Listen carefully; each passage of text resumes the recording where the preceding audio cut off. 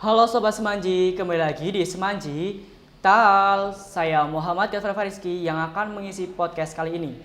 Di podcast yang spesial ini, kami kedatangan salah satu narasumber yang mempunyai banyak jasa dan pengabdiannya di SMA Negeri 1 Maus. Apakah boleh Bapak memperkenalkan diri terlebih dahulu? Terima kasih. Assalamualaikum warahmatullahi wabarakatuh. Waalaikumsalam. Perkenalkan, nama saya Bapak Tukijo, mengajar pelajaran matematika, alamat Sampang, Kecamatan Sampang. Mulai masuk di SMA Maus tahun 2011. Berarti sudah berapa tahun? Sudah 15 tahun. Wow. Kemudian mulai menjadi guru itu tahun 1990.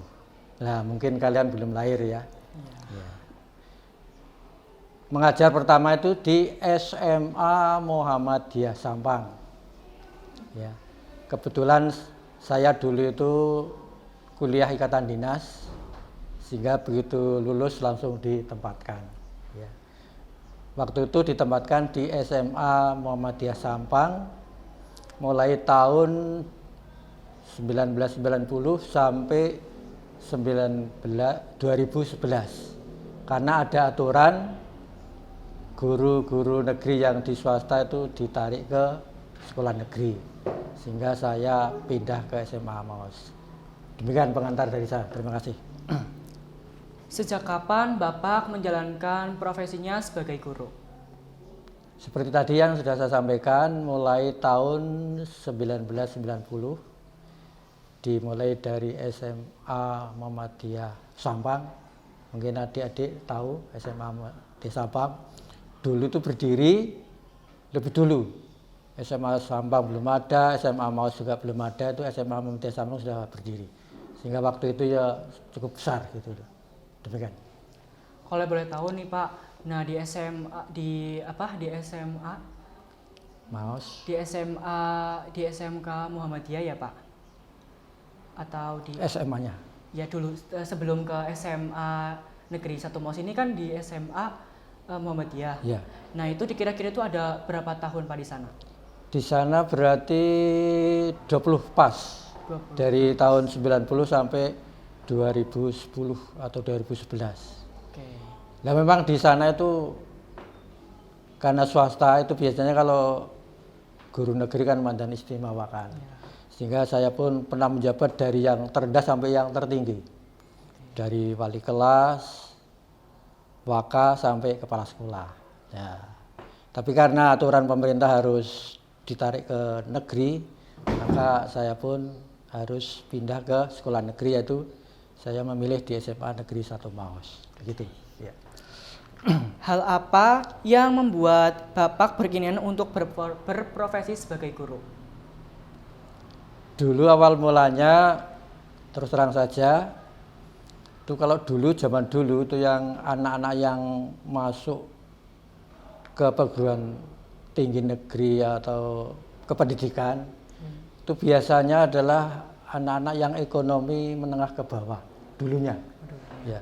Sehingga waktu itu saya mengingat karena orang tua saya itu ya, pas-pasan, sehingga kami tertarik dan tertantang untuk menjadi seorang guru. Karena terus terang seorang guru kan merupakan profesi yang ya bermanfaat dunia akhirat gitu ya. Terus berapa lama Bapak mengajar di SMA Negeri 1 Maus? Di SMA Negeri 1 Maus mulai tahun 2011 sampai nanti, insya Allah nanti bulan Agustus 2025 genap 15 tahun. Sehingga saya menjadi guru itu total sudah 35 tahun. Mungkin kalian belum ada ya? Oh iya. Memang saya itu mengajar rata-rata orang tua dari kalian. Itu sudah mulai saya ajar gitu ya. Gitu ya. Kalau boleh tahu lagi nih Pak, diceritakan mengenai biografi Bapak dulu. Kan tadi sudah dijelaskan seperti tanggalnya Bapak. Iya. Terus untuk keluarganya itu mempunyai cucu atau tidak? Iya, iya. Ya untuk pertama istri itu sekarang ngajar di SMP Negeri 1 Sampang. Kemudian anak baru 1 dan kelihatannya cuma 1, baru lulus dari kuliah. Dulu kuliahnya di AK Bogor, Akademi Analisis Kimia, kemudian melanjutkan ke UMP Purwokerto yaitu di Teknik Kimia. Sementara dalam proses mencari pekerjaan. Ya gitu ya. Terima kasih. Dalam proses mengajar, mata pelajaran apa yang diajarkan oleh Bapak selama mengajar di SMA Negeri 1 Maus ini? Ya. Untuk mengajar dulu waktu di SMA Muhammadiyah Sampang itu pernah mengajar beberapa mapel. Di antaranya adalah fisika, kemudian olahraga, dan yang khusus adalah matematika. Ya karena di swasta kan biasanya kekurangan guru ya. Tapi kalau di Negeri Maus karena biasanya sudah cukup dengan guru maka sesuai dengan bidangnya yaitu matematika. Ya. Itu. Dari dulu itu Bapak sudah sangat suka dengan mata pelajaran matematika? Oh iya, memang saya tuh sebelum lahir itu sudah, sebelum masuk sekolah SD itu sudah suka matematika. Karena belum sekolah pun saya sudah hitung-menghitung itu ya. Wow. Dalam permainan itu kan ada yang namanya apa itu, yang pakai apa itu angka-angka itu yang dilemparkan itu apa itu. Kemudian kalau mainan seperti apa itu domino kan pakai angka juga itu. Sehingga saya itu tertantang dengan matematika sehingga dari SD sampai SMA itu rata-rata matematikanya itu terbaik nilainya gitu dibanding dengan nilai-nilai yang lain ya. Karena terus terang namanya matematika itu kan tidak banyak menghafal gitu ya. Memang terus terang yang namanya matematika itu ilmu dasar, sehingga kalau orang yang tidak punya dasar matematika biasanya memang kesulitan. Tapi kalau dari dasarnya itu memang ada dasar matematika biasanya mudah gitu. Apa momen yang paling berkesan yang pernah Bapak alami selama mengajar di SMA Negeri 1 Maus? Yang sangat menarik itu memang pelajaran matematika itu biasanya disukai anak-anak yang berprestasi gitu. Terutama dalam hal yang berkaitan dengan OSN dan sebagainya itu kan biasanya anak-anak tertentu gitu ya. Yang terkesan di sini itu terus terang saja dulu dari sekolah swasta kemudian masuk ke negeri itu kan luar biasa itu ya. Ibaratnya kalau di swasta kan harus dituntun anaknya. Tapi kalau begitu masuk ke negeri ibaratnya anak dilepas itu sudah bisa mikir gitu. Ya, apalagi waktu itu belum ada zonasi itu SMA Maus kan terkenal favorit. Sehingga nem-nem yang masuk biasanya adalah yang tinggi. Sehingga mayoritas anak rata-rata suka dengan matematika gitu ya. Bagaimana pandangan Bapak mengenai perkembangan pendidikan dari dulu hingga sekarang? Perkembangan memang sesuai dengan perkembangan zaman ya, dengan adanya perkembangan IT tentunya ini sangat mendukung dengan perkembangan pendidikan di Indonesia. Sehingga kalau yang tidak mau berkembang mengikuti IT tentu akan tertinggal. Sehingga kami mengharapkan semua adik-adik, anak-anak untuk bisa mengikuti perkembangan IT yang ada. Gitu ya. Apa tantangan terbesar yang pernah Bapak hadapi selama menjadi guru dan bagaimana cara mengatasinya? Untuk tantangan yang terbesar terutama ya memang ya sebagian lah ya. Sebagian kecil itu memang dari dari awal baik dari SD, SMP, SMA, masuk SMA itu memang tidak begitu suka dengan matematika. Itu tantangan terbesar. Sehingga kami sebagai guru harus punya inovasi dalam mengajar sehingga bisa merangkul semua tingkatan IQ.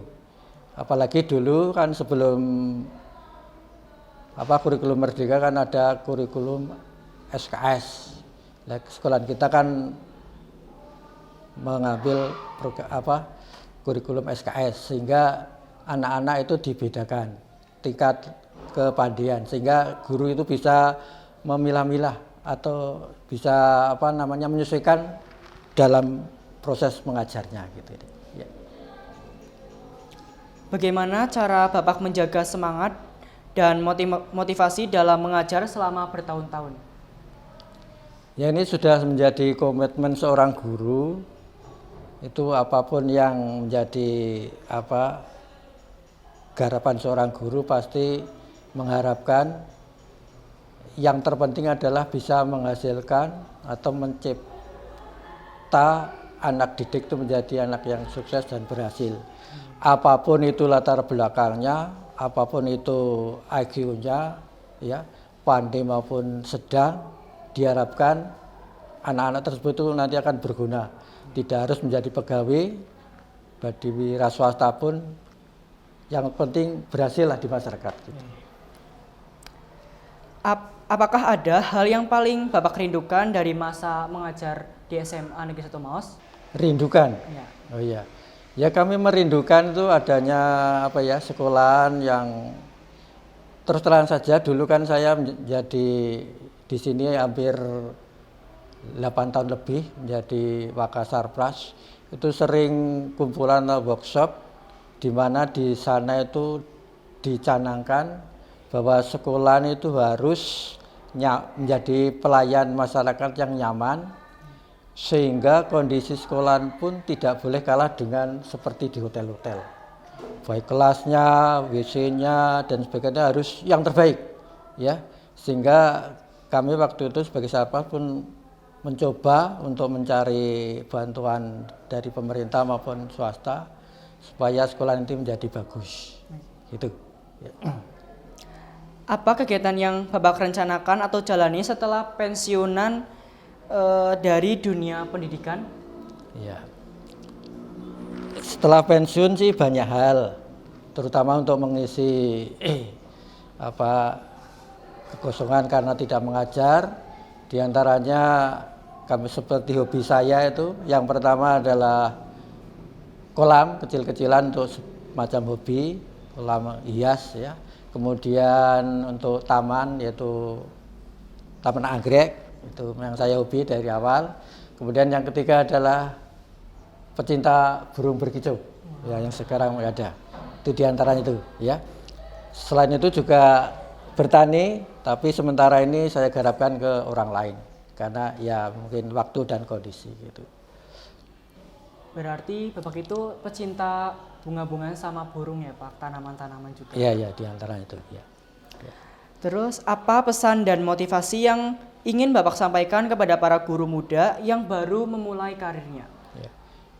Kepada guru-guru yang ada di SMA Maos, khususnya yang masih muda, untuk yang pertama untuk selalu meningkatkan kompetensi, untuk bisa mengikuti perkembangan zaman yang ada, sehingga bisa mengajar sesuai dengan yang dibutuhkan oleh para peserta didik, sehingga akan menciptakan atau menghasilkan peserta didik yang unggul dan berkompetensi tinggi, baik di akademik maupun non akademik, yang bisa bersaing baik tingkat kabupaten, nasional maupun internasional.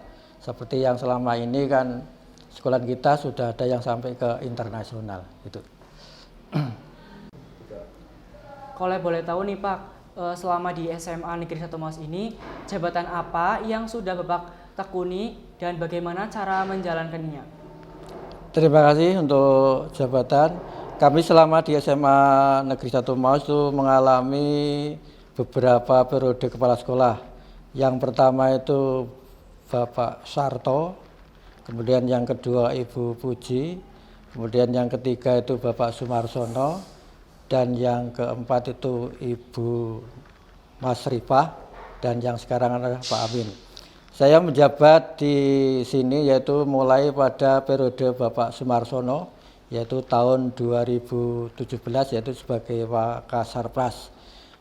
selama menjabat jadi Wakasarpas itu sudah banyak sekali kami membuat perubahan, karena kebetulan kepala sekolah waktu itu sangat progres. Di antaranya adalah membangun tingkat itu yang paling utara, lantai 2, di antaranya adalah di atas ruang guru, itu 3 lokal. Kemudian merehab 5 lokal, itu di sebelah utara berderet. Kemudian yang fenomenal yaitu membangun aula. Aula itu anggarannya itu mendekati 2 M. Ya, yang waktu itu tidak diprediksi ya. Kemudian berikutnya adalah yang tidak kalah lagi adalah membangun masjid. Itu juga swadaya. Itu diperkirakan juga mendekati 2 M. Sehingga selama menjabat Wakasarpas pada masa Pak Sumarsono itu luar biasa, sehingga Pak Sumarsono itu waktu itu sampai dijuluki sebagai kepala sekolah pembangunan di SMA Maus, karena banyak membangun gedung-gedung yang megah gitu ya. Kemudian setelah itu beralih ke Ibu Masrifah. Bu Masrifah juga luar biasa, karena dia begitu gesit, yang sekarang pindah di SMA 2 Cilacap. Dia itu juga banyak membangun, diantaranya adalah interior. Diantaranya adalah ruang MM, itu yang megah dulu. Kemudian interior di ruang aula, itu juga. Kemudian interior di ini perpus. Dulu ini perpus sudah akreditasi nasional, ya, tahun kemarin. Kemudian interior di ruang UKS dan OSIS. Dan tidak kalah lagi adalah yang di ruang musik, yang kedap suara itu ya. Kemudian yang terakhir tahun kemarin itu mendapat bantuan dari DAK provinsi, itu yang totalnya bernilai 2,7 M. Iya. Sehingga total dari 2 periode itu kalau di total tuh hampir 10 M. Ya. Demikian kira-kira yang pernah saya lakukan di SMA Maus. Mudah-mudahan untuk berikutnya lebih baik lagi. Terima kasih. Terima kasih ya Pak atas Semanjitak kali ini dan berbincang-bincang tentang sharing-sharing pengalaman Bapak di SMA Negeri 1 Maus ini. Oke teman-teman, itu tadi adalah perbincangan bersama Pak Tukijo di Semanjitak episode kali ini. Dan sampai jumpa di Semanjitak episode berikutnya. Dadah!